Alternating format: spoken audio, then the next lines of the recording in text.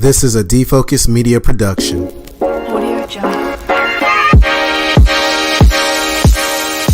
What's up, everyone? It's your favorite optometrist, Dr. Daryl Glover. And I'm Dr. Jennifer Lyerly, resident optometry nerd. And welcome to Defocus Media, optometry's #1 podcast, where we discuss the hottest topics, latest technology, eyewear, practice management, and more. So sit back, relax, and defocus.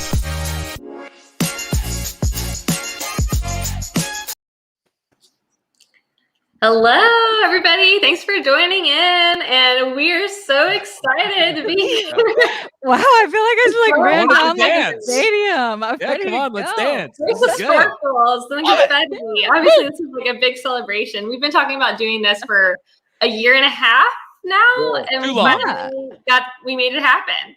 Finally. Awesome. It's been about a year and a half, because I think it was I Innovate where we met in person and we're like, man, we got to do something together. We got to make the magic happen. And Yes. our schedules just got the best of us, life. And but we're here now, and we're gonna make this party take place and have a hell of a time, right? Started up in here. I like it. Nice. Just kidding. Well, you guys, obviously the Try Not to Blink show is an incredibly popular optometry podcast, but we really wanted to pick your brains to figure out, how did you guys decide to come together and make this happen? Because I think a lot of people now are interested in podcasting, but you were one of the first on the scene. Well, I think all the credit Second. goes. Yes, exactly. So Second, all the I credit think. goes to you guys. We are huge fans. I listen to every single podcast that you guys put out. Every single one. I'm probably one of the first ones that logs on, listens. I'm a fan. I'm a fanboy. I do mean that. And I really do enjoy everything that you guys do and put out there. And we can't take credit for Try Not to Blink. However, it kind of found us. So I think we probably shared that with you. So Roya, you want to let them know, who approached us and how it all came to be. Yep. So probably from every episode you hear us say, thanks to our main supporters, Valley Contacts. Valley reached out to us. Actually, they wanted to support one of their big innovation or pushes is education. And so they wanted to have a way to reach people, but it'd be a little bit more grassroots, I suppose. I mean, I guess that we can figure out their reasonings from them, but they reached out to me and then like the next best person alive, which wasn't Jimmy. He said no. I'm just kidding. The next person said no. And then I was like, can I please do something with you? And they were like, yeah, sure. They came, who knows if we were first in line or not, but they did eventually come to us and asked if we would join. Unfortunately, we both said yes. And I honestly, not to say that I'm not a huge fan, but I don't listen to podcasts. Is it weird to say that? Do you guys listen to podcasts? Well, I actually do. My wife put me on a podcast a long time ago. And at first I was like, man, who's taking all my time? You know what I'm saying? Exactly. I started to listen to the podcast, and I was just like, oh, wow, you can learn so much from these. There's entertainment, there's education, there's leadership.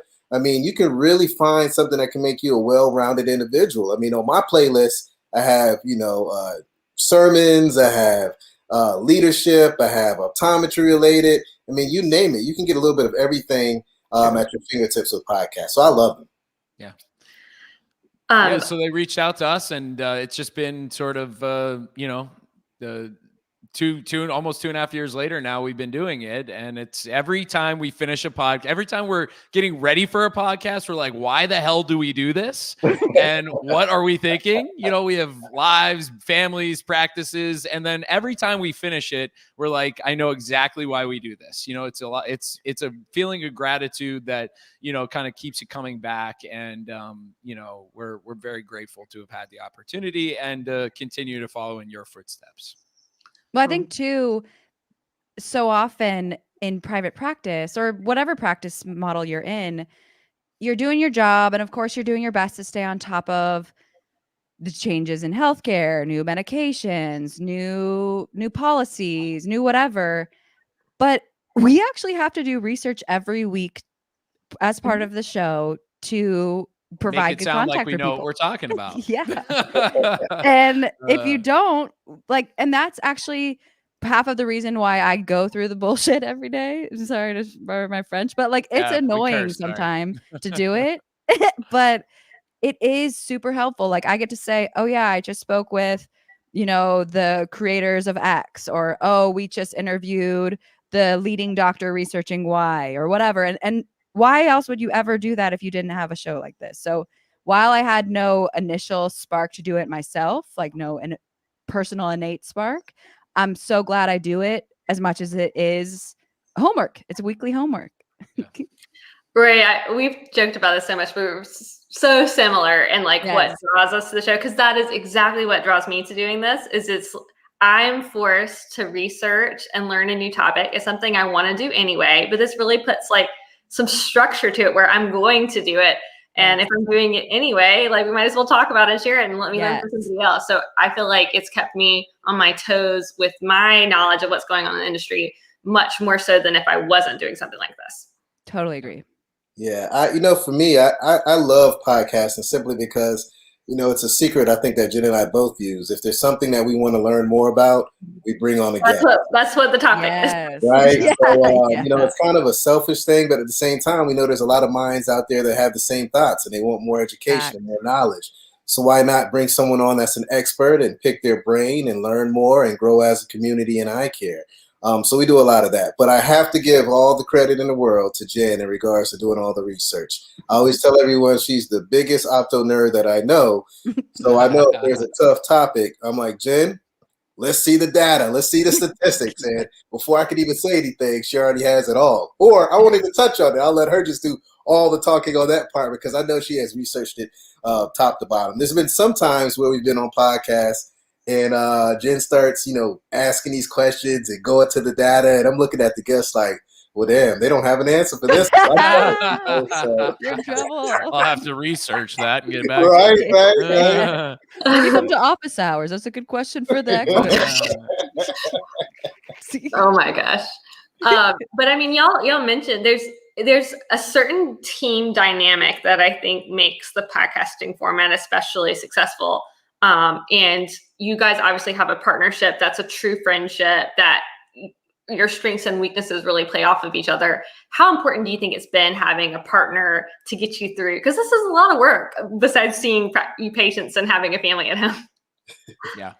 I think that is so true because while sharing the workload of a podcast is a lot of work, and also, as everyone probably remembers, group projects are really annoying too, to share a project and balance that work and be like, I did this much. How much did you do? There is amounts. I'll give Jimmy credit too where he deserves it because I can literally research everything about something. And then that kid can just talk to like a brick wall about something he doesn't really know about and engage with people that he doesn't know and didn't even read who they are. No. So like, and I'm actually way more methodical than that. Like I really kind of have to like think a little bit about my conversation, think about my talking points. Like if I get blindsided about a conversation I don't really know, I don't sometimes have that much to say. Not that I'm not thinking about it. Like afterwards, I'm like, well, shit, I have so many questions now, but it's just not my speaking style. So like Jimmy's so much more just like ready to talk and can say a million things and can fill time, which not that we want to have too much fluff. And I have a good way of being like, dude, cut it. Like no more. We did enough there. With the like, private chat going in the background. Change. Yeah, let's change topics. We would have never, ever, ever in 100 years put this together if it wasn't for, again, Valley Contacts putting us together. So, it's just serendipity. Were you guys friends before the podcast or y'all just met through this? Yeah, we were both educators, consultants for Valley Contacts. We both did, I did scleral lens workshops for the schools on the East Coast for several years. That was my position. And she did it for schools on the West Coast. And so we would meet at big meetings and, have drinks at the, whatever bar and that kind of thing at a meeting. And that was pretty much it, but I think we probably knew we were different. We probably knew that it just intuitively, and for whatever reason, they thought that would be a good mixture. And we're told that plays well. It's So the magic sauce. we're told that it they plays nailed well, it. so. Good job, Valley. Yeah, exactly. So we're happy with I it think too.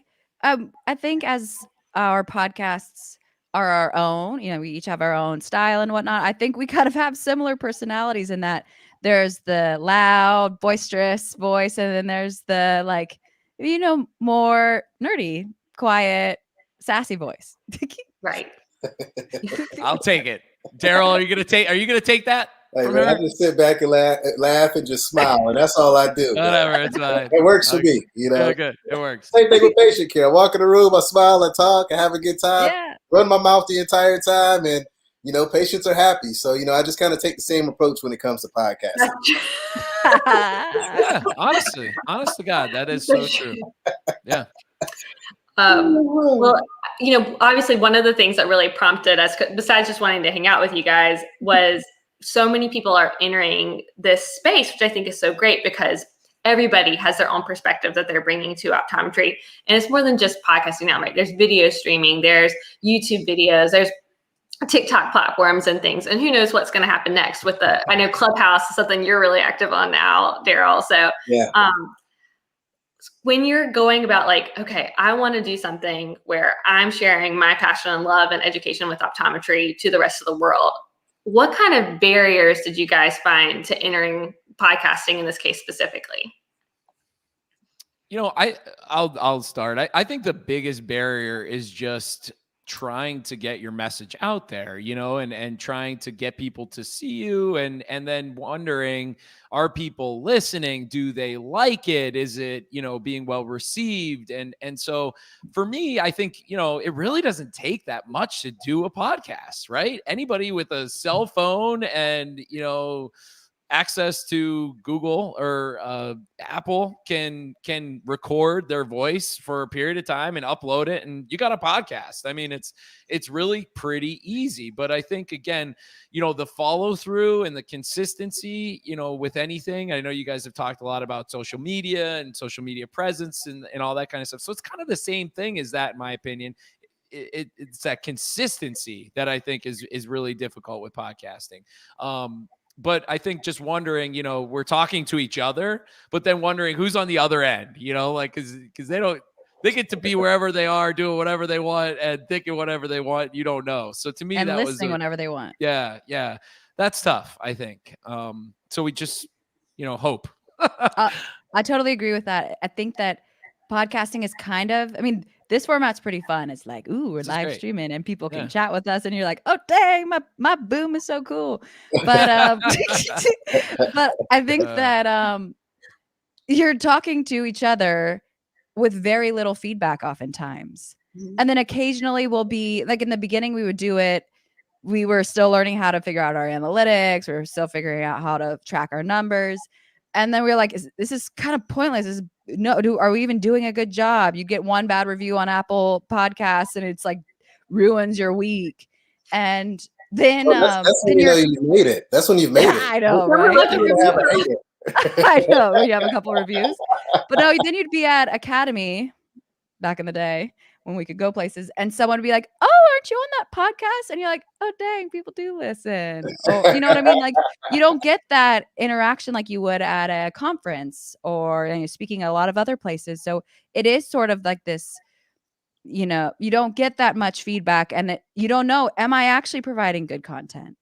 And so I think that is kind of one of the things about starting a podcast. It's not about doing it. It's like, are people actually interested in listening to what I'm saying? Right. Yeah. I mean, I'm continuously surprised that it's easy to forget because when you're recording, you're not seeing an audience, you're not seeing active listeners, and it seems like just me and Daryl hanging out and meeting some new people in optometry, and you forget that anyone else is there.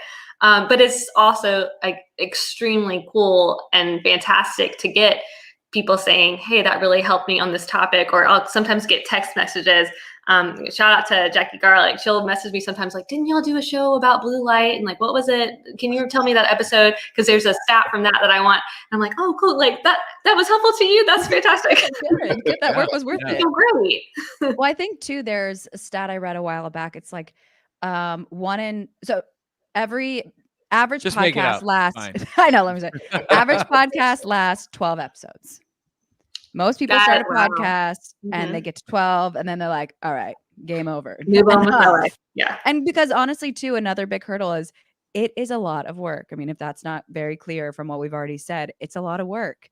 And then you're doing it kind of for fun, and at least in the beginning, and you got to line up people's schedules, and you got to follow up, and you got to follow through afterwards, and then again, say thank you, and all right, this it's stuff. all these things. It's like, dang, I got a job and a family, and I want to go on vacation, and we didn't get it in time. Okay, who cares, right? So you gotta really be wanting to do it for the right I reason. think that consistency is key, as you guys have mentioned before. I mean, with COVID-19, everyone and their mama came out with the podcast, and now we see how many podcasts are truly out there. And it is truly that consistency. If you're not willing to put in that effort and put in that time and be consistent, then it's just going to fall to the side, But Totally. one thing I really love about having this opportunity to podcast is, number one, again, we get to learn from our colleagues and become better clinicians and just better people in general.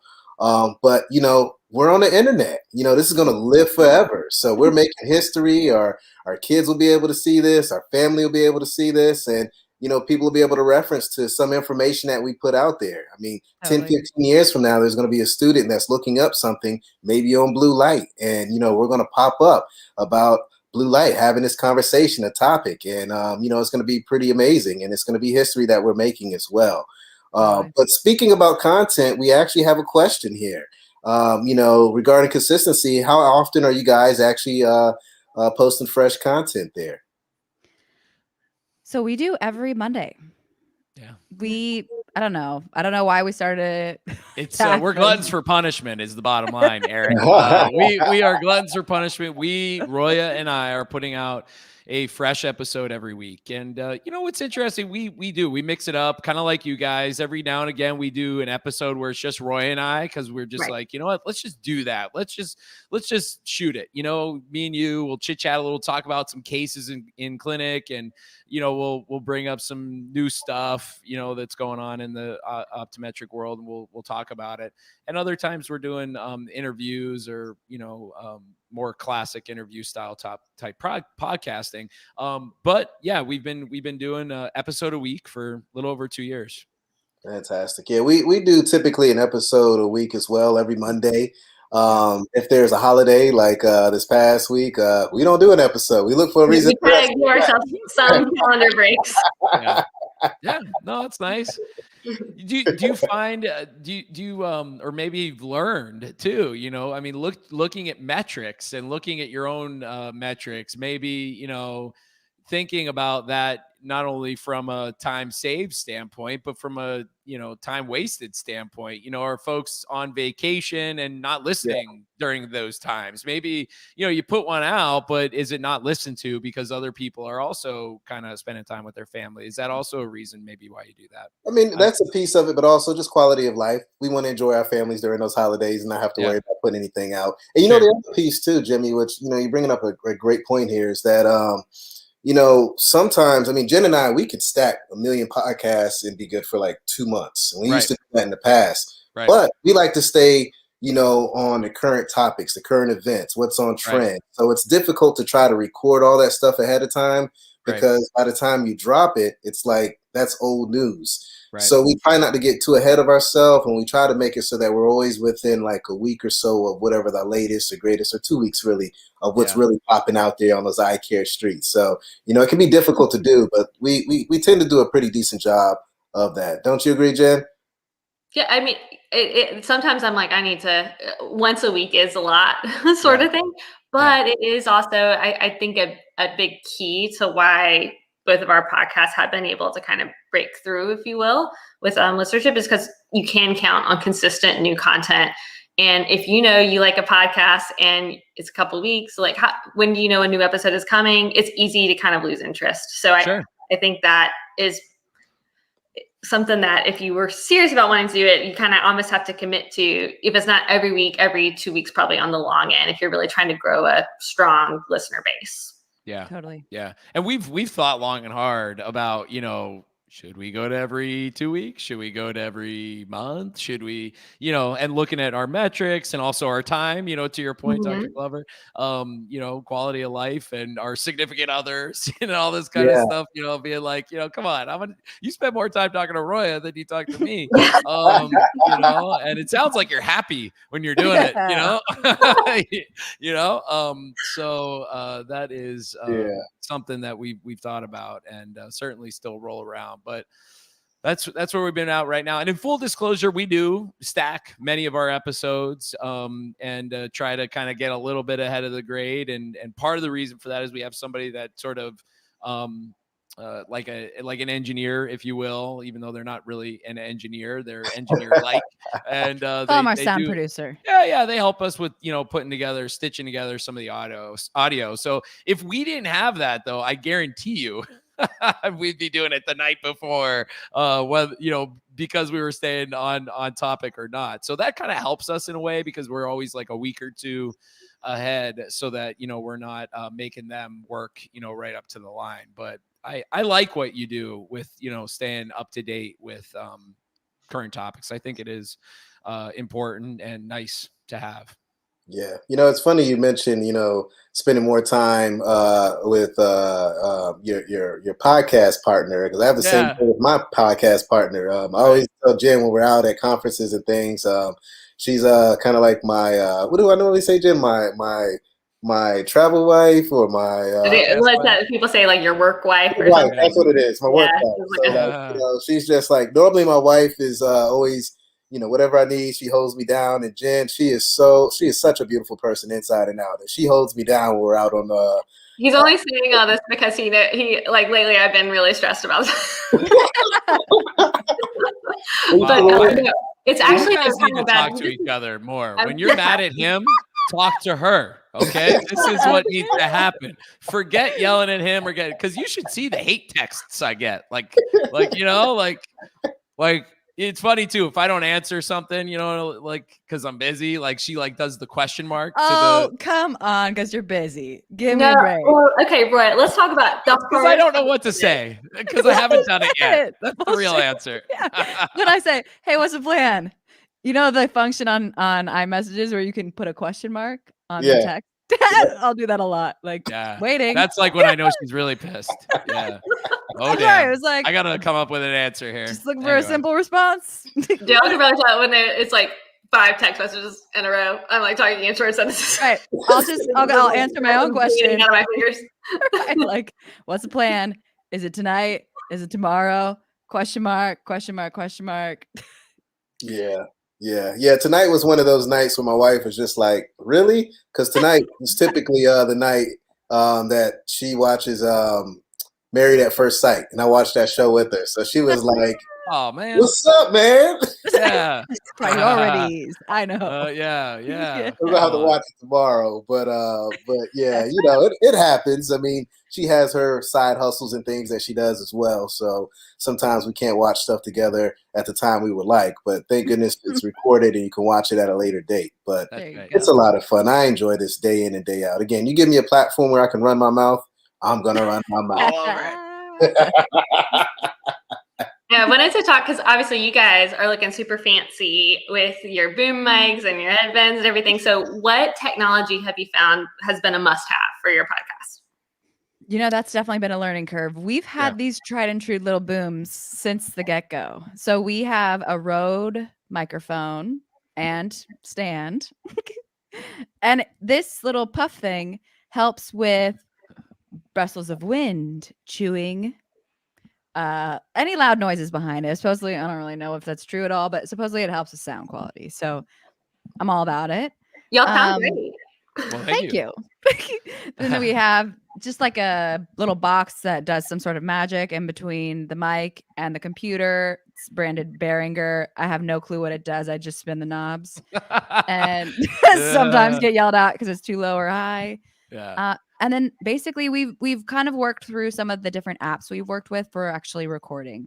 Honestly, in the beginning, we were super, super like bare bones. We literally used an app on our computers called Audacity to record our own sound. Yep. Yeah. And we had our guests use their iPhone. We've done that. Yeah. That has happened at ours as well. Oh yeah. We used clapping to line up the sound so that it would be really easy to put the sound together. Let's all clap at the same time. It worked well. Worked quite well. And we put the mic on the I put my headphones on the mic, would tell people to clap, and then it would be really easy to line the sounds up. So that worked for a while. And then more recently we switched over to an app called Squadcast. Which seems a lot like this, although I'm kind of digging this little app here we have. This is great. We're definitely copying, no question about it. I might have to copy it, yeah. Yes. Yeah. All credit given to you. No, right. I mean, we obviously came across this from someone else who was utilizing it as well. So we're using StreamYard right now for you guys who obviously aren't on the back end looking at this. We've been really happy with it. Awesome. Eyecare Business Magazine was using it, and when we had joined them on an episode, I was like, oh my God, I love this. And it's so easy to sign up for an account. You just pay your money and then you get to start streaming, which is great. I like sound-wise, we made a big investment this year in some new cameras. We're using the Logitech Brio, and we've been really happy with the image quality. And I think we're getting great audio with it as well. Nice. When we started, we were using a video game microphone that my husband had for playing World of Warcraft. Nice. It's a little and some of our bad Google reviews were about our sound quality.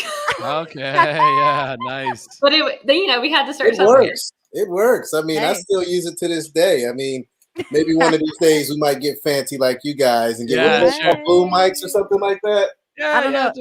Just Rode. Rode is the brand. Professional singing and stuff. I'm not sure. I don't know. I feel like a singer when I look at it. It's funny. Everybody makes fun of me. You know, I'll be on like a Zoom call for my state association. I'm like, yeah, hey everybody. Don't mind me. I'm just a podcaster. With my professional audio. Meanwhile, my cat's over here and all sorts of stuff. But the biggest thing with podcasting, I think, is the audio, right? I mean, that's really what it's all about. Sure. We've all listened to podcasts where the audio is absolute garbage and you get about 30 seconds in. Oh my gosh, you're killing me. You get 30 seconds in and you're like, I don't care how interesting this discussion about, whatever it is. I can't handle it. And so I'm totally a sound snob at this time, right? At this point, right? And you guys always have good audio. So Daryl takes a lot of pride in it, and he will be the first on, if someone's logging in, like, nope, that's not going to work. We're going to have to use something different before we put the on button.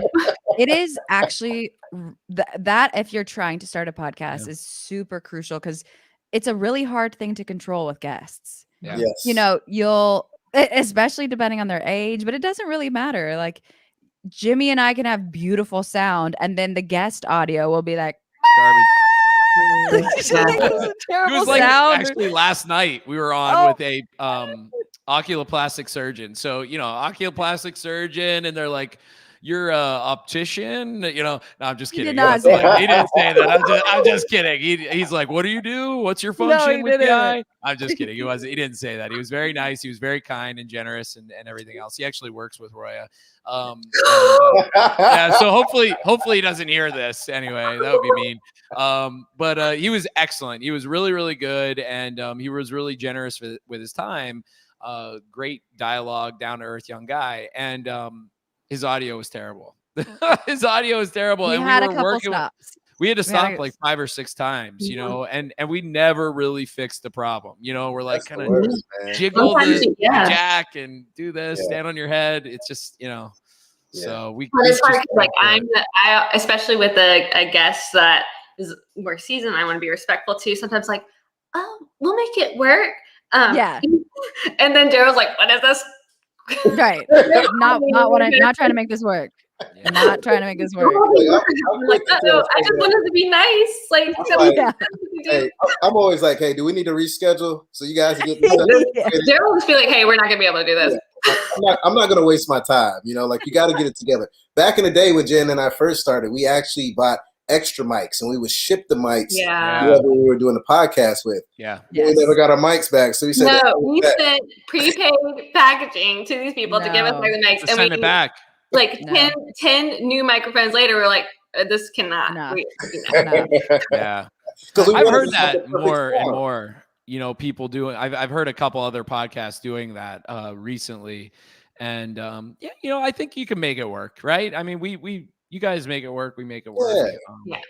I think the big thing is being sure that you like talk for a few minutes first, hear it before you actually start making something you're going to share.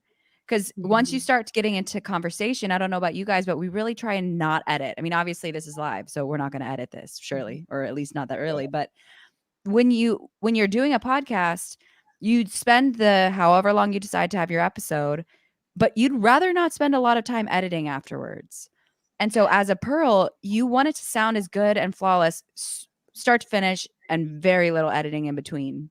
And so if you have to do a ton of editing because the sound quality is awful, you are just quadrupling your work.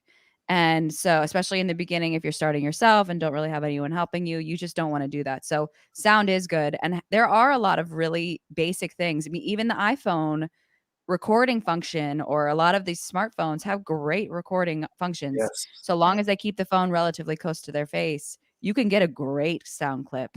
So if they're like, we actually had a guest recently who we used our app that we've been using, and the mic wouldn't connect on this person's computer. And we had the worst. We actually almost had to ditch the whole episode. It was really disappointing. Oh, wow. And it was actually a sponsored episode. So everyone was upset about it because it was great content. Well, like live, it was great content. Yeah. But it's just like it happens and it's out of your control when it's your guest. Especially if your guest it doesn't really matter who it is. If it's bad audio, you're now making them sound bad because no one wants to listen to them talk when it's bad. So it is super important to figure out. And before you start, either reschedule or figure out something else. Get creative. Do an iPhone recording concurrently with what you're doing so you can do backups a lot. Do a backup. Yes. Because I think also the other major issue that I know we've experienced is internet connection. Oh, yes. You know, you'll have folks come on and they're still using, what is it, AOL, the dial-up. To dial up. Like, what the hell is going on here, you guys? Come on, let's get with it, you know? And back when they were traveling, a lot of people would want to try to record while they were at a conference. In their hotel. And like, ideally, I know that's convenient time. They're not at home. There's no distractions. But the internet speed is so bad. It's always going to come out terrible. Yeah. Yeah. Well, so you told people that we couldn't record if they were in the hotel room moving forward. So we don't do any recordings with anyone like that. I think that makes sense. Absolutely. You know, you mentioned sponsored episodes. We had a question from Dr. Johnson come up, and he said, "Are the podcasts producing income?" So obviously, your show was founded by a sponsor originally, but just kind of. Have you found this financially rewarding? Well, wouldn't you like to know? No, I'm kidding with you. I'm kidding. Yeah, absolutely. You know, I think we've had discussions, you know, about, you know, our time isn't free. You know, and we're all, I think, entrepreneurial in spirit. So I think there is a lot of our work that is done, you know, in the spirit of things to come. You know, and opening doors, and you know, that has absolutely happened. You know, so yes, while our podcast is supported, there is, you know, opportunities that have come along the way, and we've been really blessed, I think, to have those opportunities come along the way, whether they're in the form of other doors opening that aren't directly, you know, here, do this for, you know, some financial sponsorship. There's been other things, but there definitely has been some financial benefits as well.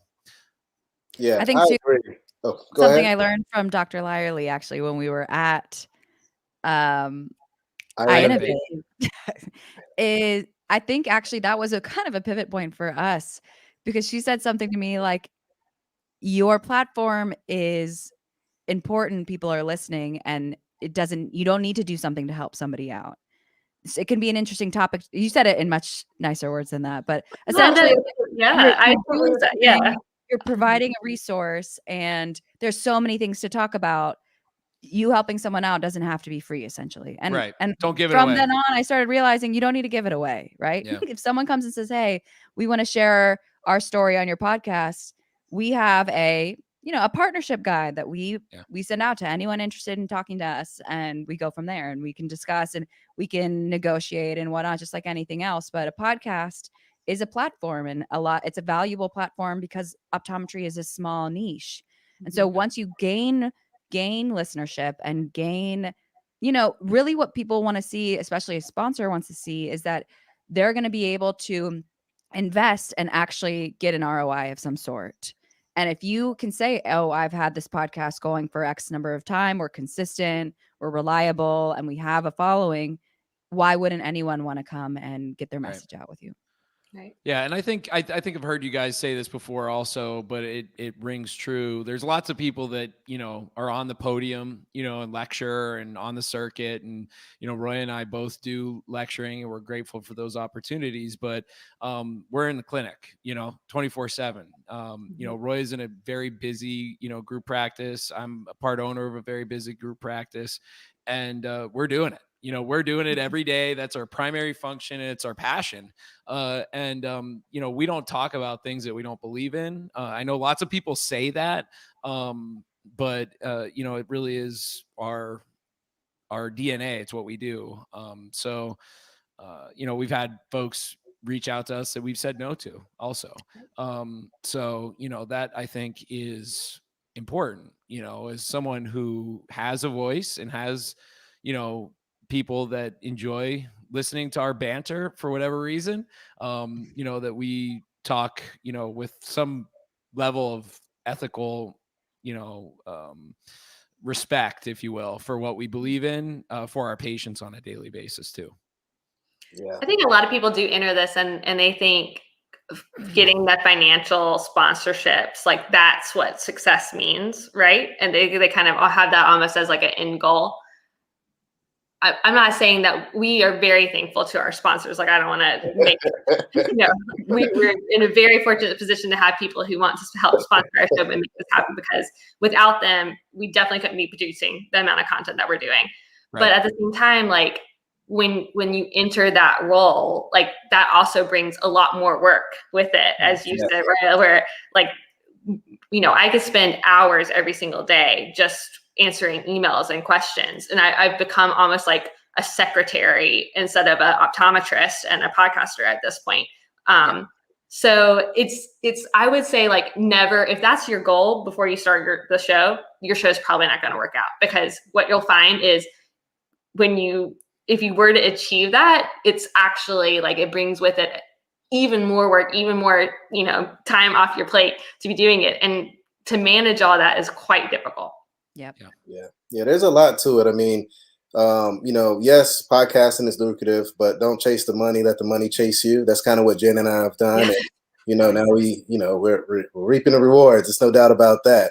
But, to kind of circle back to something that I think Jimmy mentioned earlier, opening doors. To me, that's the greatest benefit. Yeah. As a result of being able to podcast, I'm sitting in certain rooms that I would never sit in.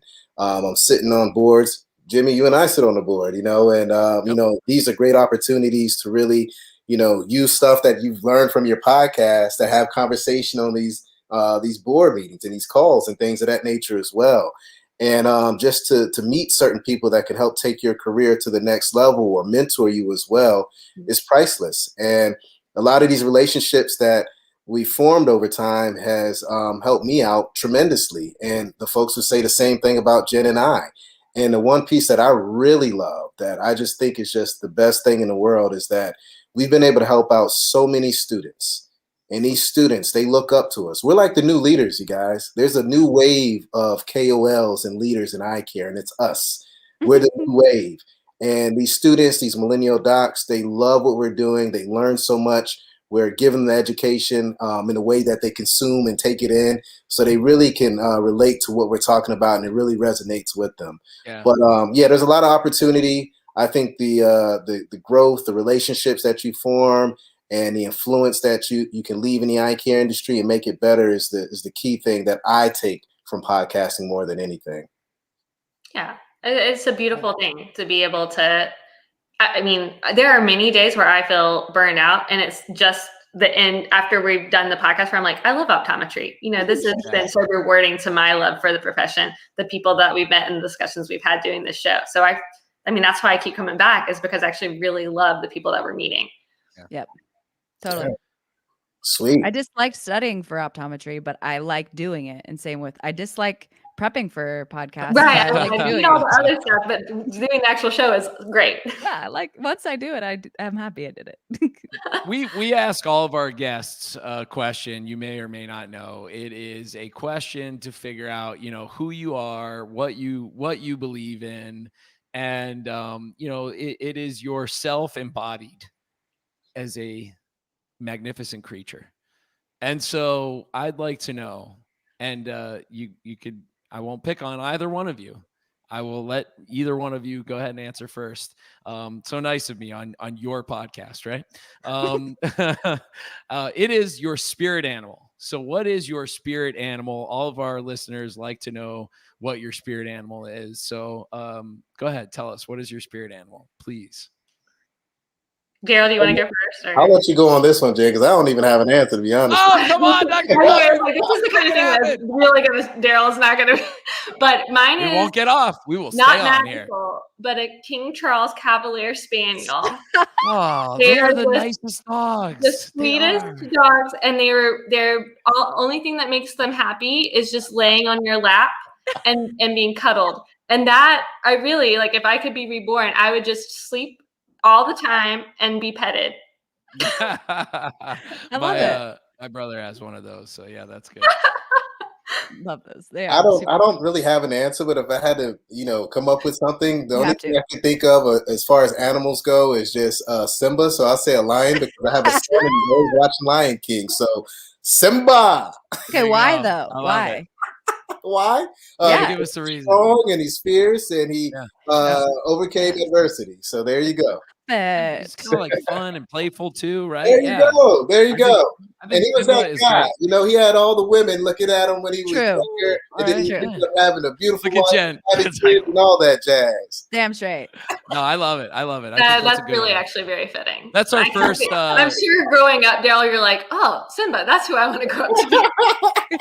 That was our first Disney character spirit animal. So congratulations. It. That was very good. We appreciate that. Yeah, that was excellent. But hold on. We got to reverse it. We're going to ask you guys the same question. Oh, no. Yeah. Same question. All right, go ahead, Roya. Ladies first, of course. Okay, we've been adapting a lot. I've been trying to think of new ones, but I think more recently I said one. I think I still agree with it. I feel like I'm a penguin because you know they're like kind of proper on the outside, but like you see them like dancing and stuff in the background. They have their little family pod. They can't really fly, but they like look like they should. So like I feel like I can like play off that I should be able to do something, but I can't usually. I like that. So my answer has always been a barn cat. And I don't know. It's just what I came up with, a barn cat. Like, because some barn cats are very nice and very supportive, and they take care of the business, and they're not afraid to kind of get into a little something every now and again, but they're very loyal and they guard the barn and they take care of stuff. So I always said barn cat for some reason. I kind of thought it was funny, but I was more recently I was thinking, what would I like to be? And an animal that I really respect and I think is just magnificent is a moose. I think a moose is just a very magnificent animal. But that sound that they make is... Look at this, doesn't it? You know, can you see it? You know, a moose. They're beautiful. They're very beautiful creatures, and so I'm going with moose. I'm evolving from barn cat to moose. Hey man, you're going places. They are really feisty and mean too. They can be very aggressive when messed with. So I'm really not a mean, aggressive person, but yeah, that's what I'm going with for now. So thanks for asking. I had one more topic I want to cover because this came up actually recently for me. But you know, we mentioned at the top of the show that like that first negative Google review. Yes. We were like, oh my gosh. So let's talk about negative feedback because when you put yourself out there, you're going to get critical feedback that just comes with it. You're going to make mistakes. You're going to do some things wrong. People are going to let you know about it. So can you share any experiences or how you deal with it? I would love to share a couple. Roya, I'll let you go first, and then if you don't share the ones that I want to share, I'll share them. Okay, I'll say the first one because I think it's important. That was like a turning point, a pivot point for like, I thought like it was really vulnerable. It was like 2 weeks in, right? 2-3 super weeks. early in. Yeah. It was when it said something like Dr. Jimmy Glover and... said this one. I know it. No. I reverse tracked it. It wasn't him. I was just kidding. It wasn't you. No, it said something along the lines of like rambling, stuttering mess. That was not that dramatic, but it was something about like it was they really just ramble. It was really yeah. painful to listen to. Maybe Yeah. in the future they'll get things together and it could have more potential or something like that. That sounded got the same one. I think we got the exact same review. We got the same one. Like, Are you kidding me? No, I'm dead serious. We got to show you this. We got to show you this. It was okay. We'll match it. We'll line up. I'll go. There's just someone going out there posting that same comment on all optometry podcasts. What are the what's the only optometry podcast that doesn't have that review? Right. we'll do a little backwards searching here. Yeah. We'll get back to everyone on that one. But yeah, that one was it did hurt a lot, but that was when I started really figuring out like we need to have a plan. No one's just coming to here like social hour. Let's just get like their like word vomit of what their thoughts are on this. Let's have a little more, plan on what we're going to talk about. And look, I think there's this thing about podcasts where it is an interview, but it's not just an interview. This is more than that. It's people are coming because they want to listen to conversation, kind of. Right. It's like a morning show. They don't want to hear just like a scripted conversation. So there's this line that you have to cross between scripting and being prepared without being too prepared, and also knowing when to cut a guest off and how to. That sounds good. So that's when I started like really getting more formulated and thinking about that. So while it hurt, that was one of the first ones that was rough. Yeah. I thought. Yeah. Thanks for the comment there, Kate, of Rachel and Kate fame. I love that. That's fantastic. I love that podcast. And so I'm excited to hear you listening in. So I will share one that I probably brought on ourselves, right, Roya? I brought this one on ourselves. Maybe, yeah. Say? I think I know, but you go ahead. So there's a popular ophthalmology podcast that did a... Yeah, I'm going to say it. Dang. There's a popular ophthalmology podcast that I will not mention that I was listening to because I listen to all of these podcasts, in eyecare, and I find them interesting. I learn a lot. And so I was listening to this, and it was during COVID times, right? And not that we're not in COVID times now, but it was, April, May of last year. And they were doing sort of like a meeting of the minds, the American Academy of Ophthalmology, AOA, and then the guests on this podcast. And they were kind of going around the room and talking about, they had this great intro about how, we're going to bring people together and talk about how we could, figure out where we could help one another and all this kind of stuff. And I was like, wow, this is going to be so cool, an opportunity for ophthalmology and optometry to work together. That's what I was thinking. And then, the conversation really kind of veered off into, billing for cataracts and how, they were getting reimbursement cuts, and not to say that was not a bad thing, but it just kind of missed the mark, in my opinion. And I said that on the podcast, and I said that on our podcast, and never did I say anything negative or derogatory about, this podcast, because I'll tell you what, I might be their biggest fan. I listen to it all the time. And I said I really love this podcast. I enjoy it. I just said, I think you guys missed the mark on this one. And we got I got a personal text from the person, and I was like, oh, yo, cool. You guys want to do a podcast together? And he's like, no, I just want to talk. And so we got like called into the president's or the principal's office by these guys. And, basically they said, you should apologize to us and don't ever listen to our podcast again. So that's what happened. And, I think what we took from that is this, that,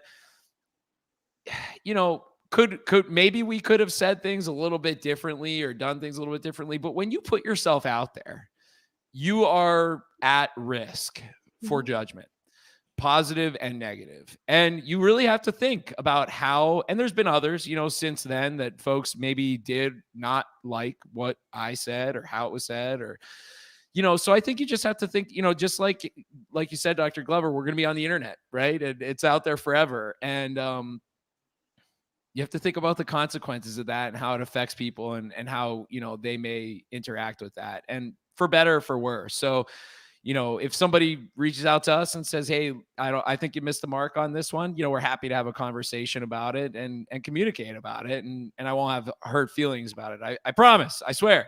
But I think it's interesting, how people do interpret things. That's a hard thing too about when it's not scripted.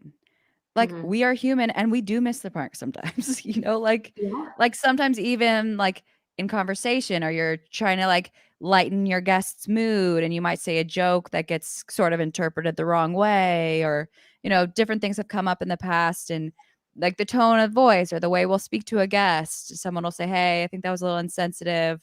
And maybe it was, like in the moment, if I listen, I'm like, oh yeah, that was kind of insensitive. But it's also like, we don't go edit this stuff. We don't script it. You do your best. So yeah, you're going to get called out sometimes. And it is humbling, but sometimes you do need that to remind yourself like, ouch, like maybe I need to think about that a little more on how I say things, or how I describe things, or whatever. Well, I think one of the things we try to do, and I know we all try to do things, and, for better or for worse, whether, you're being true to yourself or you're trying to, have a wow, a kind of like a surprise factor. I think for us, it's really me being me and Roya being Roya. And we try to bring, that real conversation that we would normally have at the lobby at a conference to the podcast. And sometimes that's not always information or discussion that people are a part of. And, maybe that's sometimes, I don't want to say hard to hear, but, so anyway, that's been our experience so far. What about you guys? Have you guys had any negative comments or feedback? I can't imagine that. Tell me who they are. Well, so we had a snafu, not quite a year ago, I don't think. We had a very good, like informed, knowledgeable guest on the show talking about a topic where he's very informed and very knowledgeable. We don't usually, when there's someone who's like considered an expert in their field, I don't do a lot of digging into their backstory to try to find out, is there any like personal issues or something like that? Like, just for value, this is a respected person in our profession from, everything that I can tell. And when I read their articles, I think they're really good. And the podcast was really good and very informative, but we got a lot of feedback afterwards that this person, we should be more mindful about who we're bringing on the show and their histories and what they represent in the field. And, we were embarrassed afterwards. We did put out an apology because that's something that we hadn't thought to consider to investigate. And it took a lot of brainstorming behind the scenes to figure out how do we apologize for this. And with, this person isn't somebody that we want to offend, but we also don't want to offend our listeners, that we didn't take that into consideration. And it was a challenging, like I was sweating bullets on that night. It's, for me, I forgot all about that one, Jan, to be honest. I didn't even record this podcast. She has sweaty palms just talking about it. Like bring it back up. Honestly, for me, I'm just at that point in life, whether it's podcasts, whether it's, at the grocery store, wherever I'm at, I have good intention. If you don't like it, I'm sorry. I can't please everyone, but I know my heart is genuine, and I know what I'm trying to do is trying to create happiness to everyone that I come in contact with. Some people are going to love me. Some people are going to be a hater. So you decide which one you want, and let's keep it moving, because you can't put too much thought into that stuff. That's just going to slow you down. And at the end of the day, we're creating value for our industry, and not everyone's going to love it, but majority of the people will. So, I just keep it moving, man. It's like, I'm not going to let these people hold me down. It's kind of like in patient care, right? You're in that room with that patient for maybe 10, 15, 20 minutes. They may be a complete a-hole, but you know what? that's not my wife, so I don't care. I'm gonna do what I gotta do and keep it moving to the next one. So Right. I kind of take the same approach when it comes to podcasting, or if someone says something that's some crazy mess. But for the most part, I don't think we really have a lot of haters. We just have that one episode there, and then also I think there might have been a couple podcast review comments. But outside of that, I mean, we've been rocking and rolling, And if they do come, bring them on. I could care less, you guys. That just motivates me to do even more. So bring it on. I will That's say great. this, and it wasn't specifically like our show, but I have from a friend gotten feedback recently. She's in about 10 years older than us, maybe a little bit more, but she's kind of given feedback where she's like, don't you think that social media space, the podcast space, like the stuff that all of you guys are doing, it's kind of siloing our profession, where the young people feel like they can only talk to young people, and they don't really feel like older generation is of value to them, and the older generation just stays with the older generation, and y'all aren't bringing everybody together.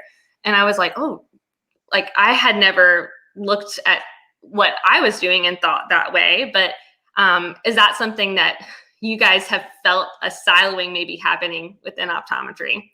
If anything, what I think about is I go to conferences and I see the same names every time. I see the same people every time, and I go to the lecture and I learn the same thing, right? And I'm not trying to discredit conferences. Those do a folks, great yeah. job. Don't get me wrong, but I think what our platform does is bring the next generation of leaders to the forefront, to get their voice out, right? Like that's what Jimmy and I try and do for our guests, at least, is like all the like normal KOLs, you hear them every day, you see them in your inbox with every single different conference, every different company talking about the next big thing because they work for every company. And don't get me wrong, props to them, right? But Yeah, like yeah. there are so many people that are killing it, that are doing things here and there, that's what you need to that's the baby step you need to take to get to that KOL level, right? You need those people that you're like, oh dang, you're like 3 years out of school and you're killing it, or Yeah. oh dang, you're 8 years out of school and that you've done that much, or whatever it is. I don't think you need to be like an active arguer on like Odie's on Facebook. You can So say it. like, right, like I think that there is a productive way to do it. And I also think both you and our podcast does a pretty good job spanning the generation of optometry and having Yeah. guests. I think so too. And I think, I mean, I'm sure you guys do the same thing, but like if someone wants to hear from someone, ask for them to be heard from, right? Like if you want to hear from a doc, if one person nominates you, there's no chance you're going to say no to a podcast. But like if we it's content creation's hard. If you want to hear from someone, ask to hear from them, ask to hear about them, or ask us to interview them, because that's the kind of content we want to make without any sort of incentive necessarily. If we have a listener say, hey, can you get person X on your show, we'd be like, yeah, sure, that'd be fun. That's going to be like more like grassroots kind of episode that's fun to do too. Right. Yeah. We're all about it. I mean, we've had people in their late 90s on the show. We've had optometry students on the show. So I don't really see what any of our platforms is doing is ageist. But, a diversity of perspectives. Like we're not only saying if you're a senior in the field, you get to have an opinion. Totally. Yes. Yeah. Well, I know for me, I have a segment, Hanging with Your Favorite Optometrist. I try to get everything underneath the sun. I try to go to, some of the OGs and get some wisdom and some knowledge from them. But I also purposely bring on more diversity, whether it's women, whether it's folks of color, just to give them a platform to tell their story and showcase them and allow them to be seen and potentially get some of these KOL, some of these board positions and things like that. Like I said, we're the next stars, you guys, and we have to understand that and realize that, and we have to utilize our platform to put everyone else on, because there are a few KOLs out there that are doing amazing things, but there's other folks out there that can do it just as great or even better, and I want to be the one that's going to help bring them up and make that change and make that impact and make that wave in eye care. And I love what you guys are doing. I know you're doing the same, and it's just a lot of fun, man. It's just a time, it's a change, so we just got to keep doing what we're doing right now, you guys. Yeah. So clearly we could chat forever, but I want to get y'all to have a chance to, promote any big events or what's coming next in 2021 for Try Not to Blink. One of the things I'm most excited about, we did our first event last year, or episode, but we're starting to get some CE episodes. So listen to the episode, you get an hour of CE, you take a quiz. You're listening to it anyway. It has nothing to do with what our normal, or no disruption to our normal flow, and maybe sounds just like a little bit more scientific of an episode. But that's something I've been super passionate about trying to get into it. Not for every episode. Don't get me wrong. I still like our fun, or you know how many rules you have to follow when you're And it's just doing too some many. sort of It's too much damn work. Let's be too honest. much work. Yeah. And money. So But we it's nice. we did a dry eye episode. It's available on our website. Check it out, and it's free. And then we're gonna have a glaucoma CE coming up very shortly. Where we have a great ophthalmologist with us talking a little bit about some advanced glaucoma treatments. That should be a lot of fun. So that's the next big thing for us.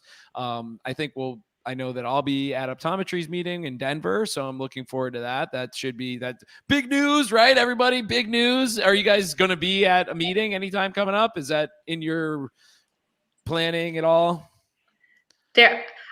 Honestly, so fully vaccinated, like I would love to go. The only X factor is like I still have a 2-year-old. Like it's just really hard to travel right now for unrelated COVID reasons, even. Yeah. But hopefully, like we're gonna figure this out real soon.